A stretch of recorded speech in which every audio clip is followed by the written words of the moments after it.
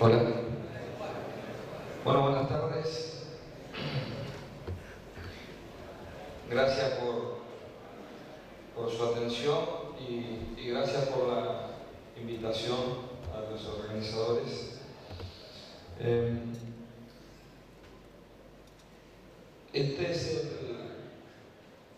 el primer seminario internacional de riego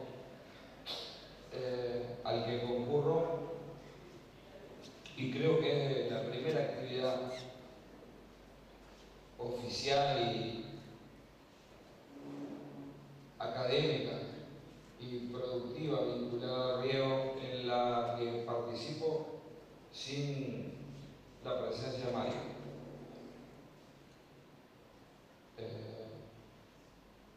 Sé que ya le hicieron comprenda que compartimos muchos años compartiendo la visión de la construcción de un Uruguay que utilizara su recurso hídrico con objetivos productivos y sociales. En ese sentido, en este seminario que lleva su nombre, como ministro de Ganadería, como productor arrocero y por lo tanto indisolublemente ligado al recurso agua, y también como productor que ha incorporado el riego en otros rubros, mi presentación, que obviamente tiene como propósito comunicar la visión estratégica desde el punto de vista del gobierno, tal vez tenga algunos comentarios que están teñidos de opiniones personales, empresariales y técnicas, que sabrán disculpar o aceptar según sea el caso, pero tengo ese privilegio de jugar varios roles al mismo tiempo. Lo primero que quiero decir es que debemos seguir haciendo actividades vinculadas al riego con la intensidad con la que hemos venido desarrollando en los últimos años, porque desde que las hacemos llueve mucho. O sea que es importante en un país en el cual llueve de promedio 1.300 o 1.400 milímetros por año, es importante tener claro que el riego no se desarrolló con anterioridad porque no era una alternativa atractiva desde el punto de vista económico, salvo aquellos cultivos que no se pueden desarrollar sin agua, como el arroz, la caña de azúcar o algunos cultivos de frutales y hortalizas. El riego no se desarrolló. En los últimos años han habido una serie de cambios que todos conocemos y que yo voy a describir brevemente, que han hecho que el riego sea hoy una opción para mucha gente, cada vez para más cantidad de gente. Pero bueno, si llueve y si lloviera un poco más regularmente, tal vez demoraríamos algunos años más en adoptar la tecnología.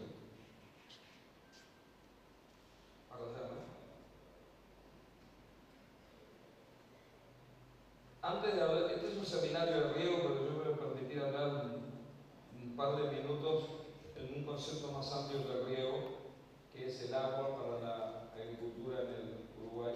Y cuando hablo de la agricultura, meto todo lo que es agricultura y después de visión estratégica.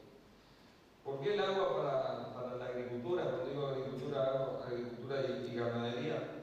Porque, en primer lugar, nosotros somos un país que tiene como ustedes saben, una buena red hidrográfica donde llueve mucho, como hemos visto en los últimos días, y después tenemos periodos donde no llueve, y algo que para la principal producción de este país, que es la producción producción pecuaria es esencial, que es el agua, muchas veces condiciona el resto de los procesos productivos. Por lo tanto, cuando el Ministerio se plantea una estrategia para el agua, no está pensando solamente en una estrategia para el riego, está pensando en una estrategia para el agua en los distintos sistemas productivos del Uruguay.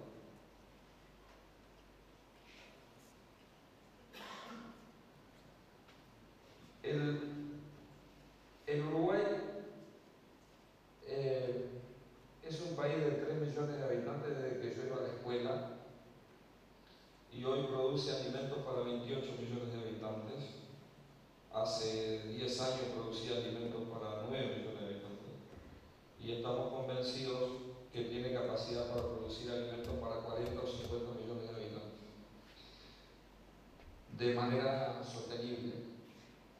Eso, con esa visión estratégica, el Ministerio ha definido una serie de lineamientos estratégicos transversales que tienen que ver con la promoción de la competitividad y la inserción internacional, porque no vamos a crecer si no somos competitivos, y donde vamos a crecer es en el exterior, porque hacia adentro no podemos crecer. En segundo lugar, desarrollar un proceso de intensificación sostenible con un adecuado, por lo tanto, adecuado cuidado de nuestros recursos naturales. En tercer lugar, prepararnos para enfrentar más eficientemente la variabilidad actual de nuestro clima, y esa va a ser la mejor manera de prepararnos para enfrentar el aumento de variabilidad proveniente del cambio climático.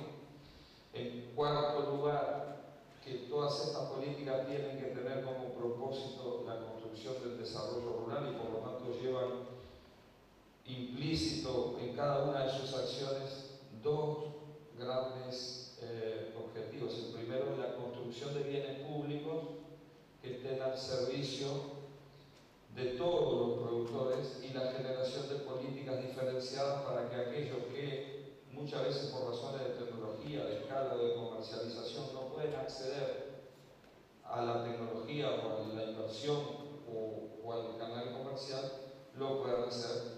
Y en quinto lugar, esto no se hace solo desde el Ministerio de Ganadería, Agricultura y Pesca. Esto se hace con profundos vínculos de articulación institucional.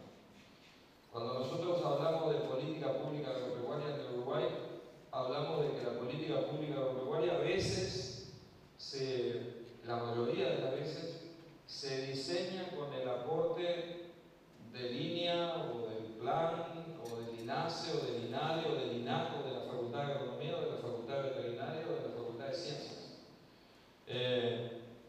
o del INASE.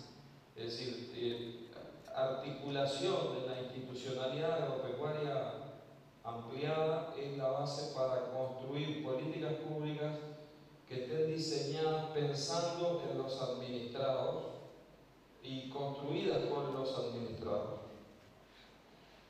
De todo lo que yo voy a hablar de acá para adelante es un ejemplo de eso, y al final van a ver por qué es un ejemplo de eso. En el marco de esos 5 lineamientos estratégicos,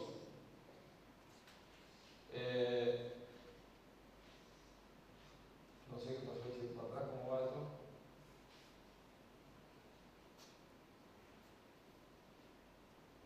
En el marco de esos lineamientos estratégicos, aquellos que están vinculados al agua tienen que ver con, desde el punto de vista institucional, fortalecer la Dirección Nacional de Recursos Naturales Renovables, la RENARE.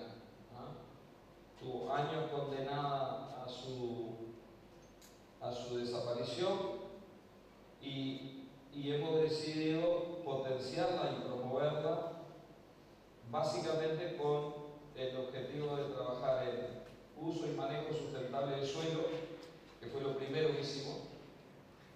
Incorporamos una joven y dinámica ingeniera agrónoma que le robamos a la Universidad de la República para liderar ese proceso, para después involucrarnos en un crecimiento agropecuario impulsado a través de una gestión productiva del agua y al mismo tiempo incorporar un concepto. Nunca incorporaron la política pública del Ministerio, que es el manejo del campo natural. Y ahí tenemos suelo, agua y biodiversidad como tres elementos claves de esa política. Mal podríamos hoy estar promoviendo un financiamiento de obras de riego si no hubiéramos previamente generado una institucionalidad y una normativa moderna en el marco de la preservación del recurso suelo. Sería totalmente incoherente que saliéramos a promover el riego sin tener una regulación conservacionista en materia de suelo. El tercer lineamiento que tiene que ver, de los 5 que dije al principio, son las de cambio climático, focalizar políticas y recursos en adaptación.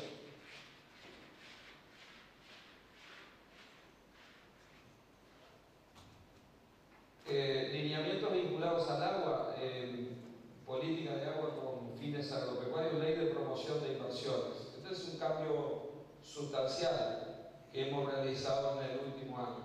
Todos ustedes saben que en el Uruguay rige desde el año 98 una ley de promoción de inversiones que nunca fue utilizada eficientemente hasta la reforma tributaria del año 2007. En el marco de la reforma tributaria del año 2007 se reformula el sistema de promoción de inversiones y del 2007 hasta hoy no, de 2007 hasta junio del 2014, en el Uruguay se invirtieron 10.319 millones de dólares. 10.319 millones de dólares de inversión en el marco de la Ley de Promoción de Inversiones, de los cuales 3.200 millones de dólares estuvieron vinculados al sector agropecuario agroindustrial. ¿Qué significa invertir en el marco de la Ley de Promoción de Inversiones? Significa deducir impuestos a pagar en base a la calidad del proyecto.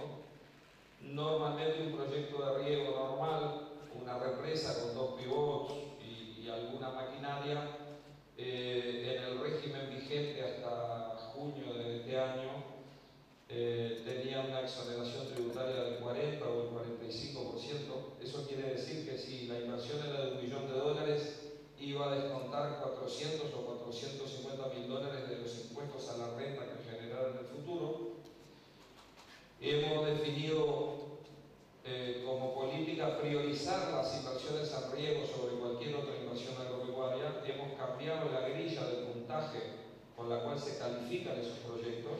Acá hay que entender que hay un estudio de esos proyectos porque aprobar un proyecto que tiene una renuncia fiscal implica que el Estado se resigna a no cobrar en el futuro impuestos a la renta que cobraría en ausencia de ese proyecto. Por eso es promoción de inversiones por la vía de exoneración tributaria. El mismo proyecto que exoneraba 42 o 45%, hoy exonera 67 a 70%.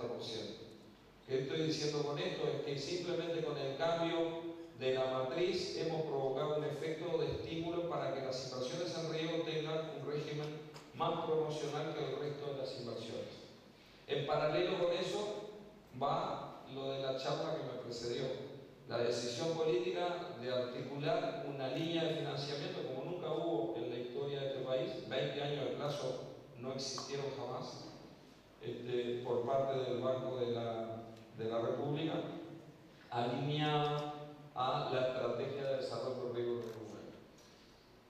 Además de la ley de promoción de inversiones, está todas las inversiones que se han de alguna manera financiado y muchas veces subsidiado en el área de pequeños y medianos productores, en lo que se conoce como llamados específicos por rubro o tipo de productores. 6.253 proyectos que tienen que ver con, esto no es todo riego, 6.253 proyectos que tienen el agua como tema central, 33.700.000 dólares aplicados en lo que va de esta administración, en esos 6.000 y pico de proyectos que abarcan a casi 5.000 productores, la mayoría de ellos productores familiares. La mayoría de los proyectos tienen que ver con agua para abrevadero, pero hay 563 proyectos vinculados a riego estratégico dentro de los predios. Y en este momento un llamado a estrategias asociativas de riego. Acá lo que hay que tener claro es que La fuente de agua de nuestro país, las fuentes naturales,